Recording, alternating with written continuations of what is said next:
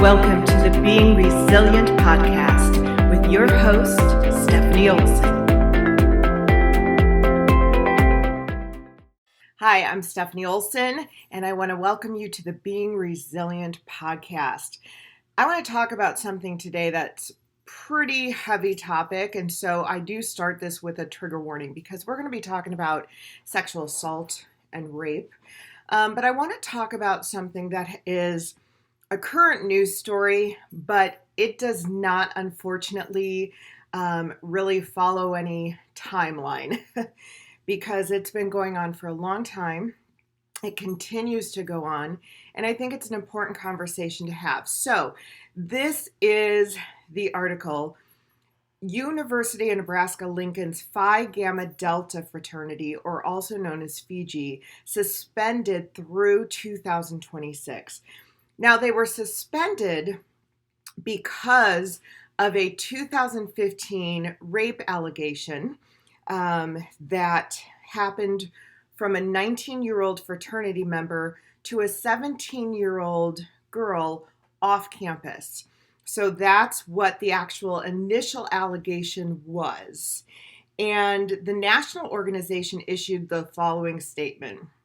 Phi Gamma Delta suspended the charter of its Lambda Nu chapter at the University of Nebraska, closing the chapter following a trial where it was found guilty of violations of the fraternity's risk management policy related to alcohol use and social events.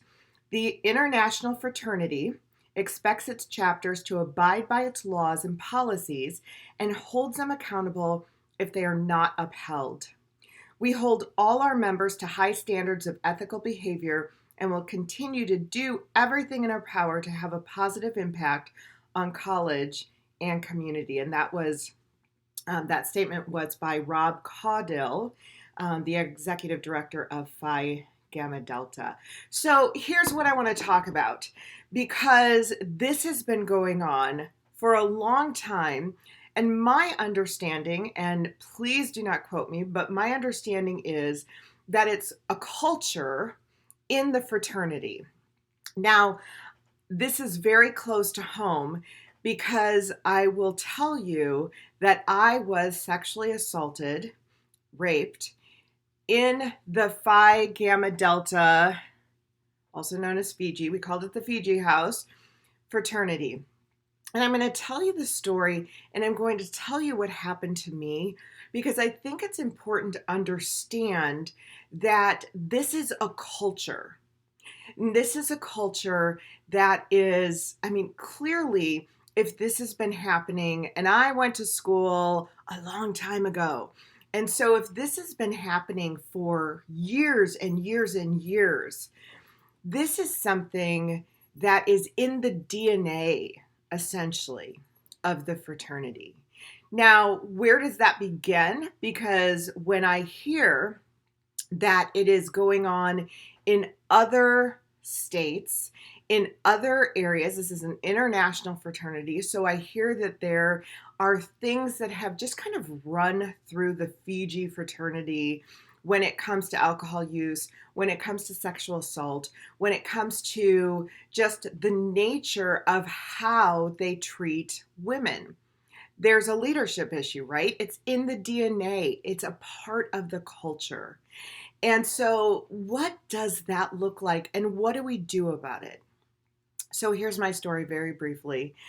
In college, and I went to the University of Nebraska-Lincoln, it was definitely, I was in the Greek system. Now, one of the things I say is one of my best decisions was joining a sorority because it connected me to people. I met people. One of my second best decisions was deactivating from a sorority. So take that as you will. I am not saying anything good or bad about sororities. That is such an individual thing. And I'll say the same thing about fraternities. There are some really amazing sororities. There are some really amazing fraternities. But as we can see, there are some that are just not so amazing, and maybe part of the culture teaches some things that we really want to address as a society and be real cautious about. So I was in a sorority, and the Fiji house was known as the party house. I mean, if you wanted to go and get drunk, to be completely honest with you, if you wanted to go and get drunk, you went to the Fiji house. Now, I am a recovering alcoholic. And so drinking is a huge part of my story and where it led me. And I started drinking in high school, and I always drank very differently. So in college, it opened up all these incredible doors for me, right? Because you could get alcohol anywhere on the college campus. That was just a thing. That's what so many of us did. And it was just a free for all. And you walk into a fraternity, and the doors are open for any type of alcohol, possibly drugs. I mean, it was just available all of the time. And if you were a woman, you were treated, and I'm going to use air quotes here, so those of you who cannot see me know, you can probably hear my air quotes, but you were treated with a certain amount of, certainly not respect. What's the word? I don't know. Come in and have fun at our party. It's not honor. It's not, what is it? It's, hey, fresh meat. That's really what it was. And so we would go and party and just have a time. That's what we did. Now, the Fiji house was particularly well known when it came to where you went to get alcohol, where you went to get drugs, whatever it may be. The Fiji house was very well known for that. And there was a particular night that we went to a party, and just like every other party that I went to, I got extremely drunk. That is just what I did. And as a recovering alcoholic, clearly when you're an alcoholic and you have alcohol, it's no surprise that you're going to get drunk and whatever. That's what I did. And I actually remember thinking I had lost my purse. Now, I didn't bring my purse. I didn't take my purse to the party because that would just be stupid on a college campus, right? I walked across the street. So I didn't bring my purse, but I remember saying to all of these guys in the fraternity house, I can't find my purse. Now, my friends were nowhere to be found at that point. I'm just walking around saying, I need help finding my purse. I need help finding my purse. And one guy said, I know where your purse is. Come with me. I'll help you find your purse. And he took me into his room to locate my purse, and he began to sexually assault me. He did sexually assault me. Now, here's the thing. When I had that experience, when that happened to me, I remember feeling ashamed. I remember feeling or thinking, like, what just happened?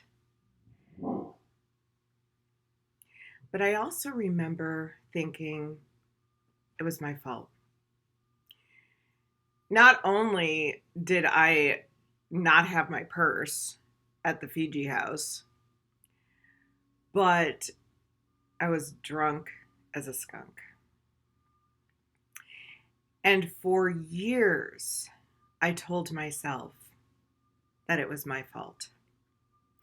For years, I said to myself, if I hadn't been that drunk, that would have never happened. Which, that may be true. But regardless, it was not my fault. And here's the thing. I had been raped in high school. And this experience with Fiji House was not the last time I had been sexually assaulted or raped. But because of my drinking, because of how I looked at myself, for all of those sexual assaults, I blamed myself. Not once did I blame the person who actually victimized me. It wasn't until years later that I was actually in this field. And I, with the Set Me Free project, we were talking, we were presenting about trauma, and we were presenting about all of these things. And it hit me like a ton of bricks. So, we're talking years and years later. Oh my gosh, I was raped. That's what hit me. Now, when you experience something like that, and you don't even realize, you don't even recognize it for what it is, that's pretty traumatic in and of itself when you start to realize, wow, this is actually what happened to me. And it took me a little bit to just really, say a little bit, but, to really process that and really work through that as somebody who had been assaulted. And guess what? It wasn't my fault. It wasn't my fault. Right after that happened, right after I recognized, wow, that was rape, wasn't my fault, I had the opportunity to talk to a young gal who I was doing a presentation with the Set Me Free project. And after the presentation, this young gal approached me and said, you said you're a safe person. Can I talk to you about something? And she shared with me that she too had been raped by several times by people in the high school and people in the middle school. And then she said this, but it was my fault because I was drinking. I was drunk. And I thought, wow, where have I heard that before? So I was able to tell her, no, it was not your fault. No, you didn't deserve that. Doesn't matter how drunk you were. I don't care if you were standing there naked. You don't deserve to get raped. You don't deserve to get sexually assaulted. And that's the bottom line. So this culture has been going on for a long time. So what are we teaching our boys? What are we teaching them? Now, I have a boy. There are some amazing young men out there that have a high respect for women, that have just a way that they look at women with honor and respect, and that is amazing. But clearly that is not everywhere. And so what do we tell our sons? Because let's face it, we can't hold the victims of assault responsible for assault. And we can tell our girls, yes, be careful, pay attention, don't go to a college fraternity house drunk and we can tell our girls that all we want. But until we start saying that we need to stop this DNA, this culture throughout college campuses or wherever it may be, that just because somebody walks into your fraternity and they happen to be a woman and they happen to be a drunk and you can take advantage of them, just because that happens does not mean you should. And it is a really scary, scary thing when we start to think that we can take advantage of a human being, so we're going to. That goes back to that value piece, that you have an intrinsic value and it doesn't matter what happens. It doesn't matter what anybody says. You have value. You have worth. That's what I didn't recognize when I was in college or for so long, part of my life. And I think that is so incredibly important to understand. So the Fiji House actually has more than 144 active chapters and 10 colonies across the United States and Canada, founded in 1848. It says that since its founding in 1848, the fraternity has initiated more than 196,000 brothers across Canada and United States. It's a lot of people. And if there is a culture, if there is a DNA of risk, fun for whatever it's worth, alcohol misuse, drug misuse, sexual assault, rape, if that is the culture, imagine how much that spans. If that is the culture, imagine how that spans across the United States, across Canada. And this began because one brave young woman, 17 years old, said, I'm reporting. I'm not going to stand for this. One woman. How many more have there been? I never came forward. How many of us have never come forward and said, I was raped and it wasn't my fault? And I hold you accountable, perpetrator, and I hold you accountable, so you need to face those consequences. Here's what I would say to you. If this has ever happened to you, please, please get help. Now, it's up to you whether you report or not.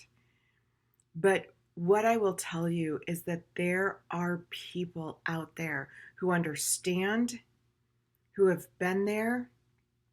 And there may be some of you like me who didn't even realize what it is, who still don't, who are just hearing this now and saying, wow, maybe that's me. It wasn't your fault. And I think that's so important to know. And if somebody had told me, hey, what happened to you was rape. It wasn't because you were drunk. It wasn't because what happened to you was rape and it wasn't your fault. If somebody would have told me that then, imagine how that might have changed my life up until the point that I realized what it was. So I challenge you, young men, please honor and respect women and other young men and whoever it is. Please honor and respect human beings as human beings. When we recognize that other people have value, we can't treat them like that. And so, moms and dads, parents and guardians, raise your children to have respect and honor others. We need to recognize when it is not okay. We need to talk about consent. We need to know that consent has to happen, right? We need to be able to say yes or no. And if it is not an enthusiastic yes, there is no maybe, right? If it's not an enthusiastic yes, it is a no. So please, let's take care of each other.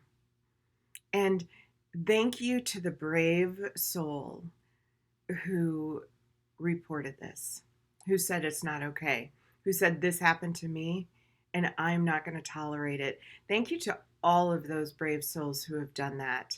And thank you to survivors who have survived something like this and said it's not okay. So here's what I want to tell you. Get help if you need it. Report it if you can. And let me know if this is something. I would love to have a conversation with you. You can reach out to me at Stephanie at stephanieolson.com. And I would love to walk through this with you in whatever way that looks like. But I have been there. And it took me a long time to not blame myself. So please, if this has happened to you, it's not your fault. Get help. You can report it if you choose to, and take care of yourself because you have value. You have worth. And that's what resilience is. It's going through and taking a step at a time. You can do that. And you can turn your trauma into triumph. Thank you for listening. Thank you for being a part of what I think is a very important topic. And please take care of yourself. See you next time.